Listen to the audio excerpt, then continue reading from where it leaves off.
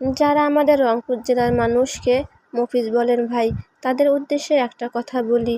হ্যাঁ, আমরা রংপুর জেলার মানুষ মফিজ, তবে স্বার্থপর নই। আমরা মানুষদের বিপদ আপদে পাশে দাঁড়াই।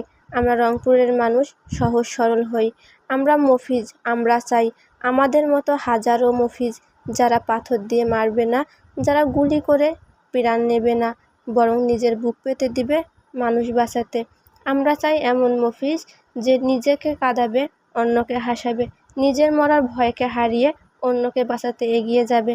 বিমান বিধ্বস্ত হয়ে যে মাইলস্টোন স্কুলের বাচ্চারা আগুনে পুড়েছে, তাদের মধ্যে কিছু বাচ্চাকে বাঁচাতে গিয়ে আমাদের রংপুর জেলার মফিজ মেহেরিন চৌধুরী ম্যাম নিজেকে আগুনে পুড়িয়ে নিজের শেষ নিঃশ্বাস ত্যাগ করেছেন। ওনারও 2টা সন্তান আছে, একবারও তাদের কথা ভাবেননি।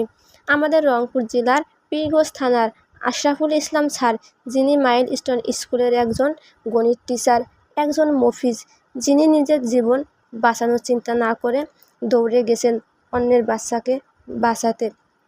জীবনের সঞ্চয়, নিজের সেভ সব কিছু ভুলে আতঙ্কের ভিতর থেকে একটা চিন্তাই ছিল, শিশুদের বাঁচাতে হবে। তিনি মেডিকেলে ভর্তি থাকা অবস্থায়ও বারবার প্রশ্ন করছিলেন, বাচ্চারা কেমন আছেন? আশরাফুল ইসলাম স্যার, আপনি একজন সত্যিকারের মফিজ। আপনি আমাদের পীরগঞ্জ থানার গর্বিত।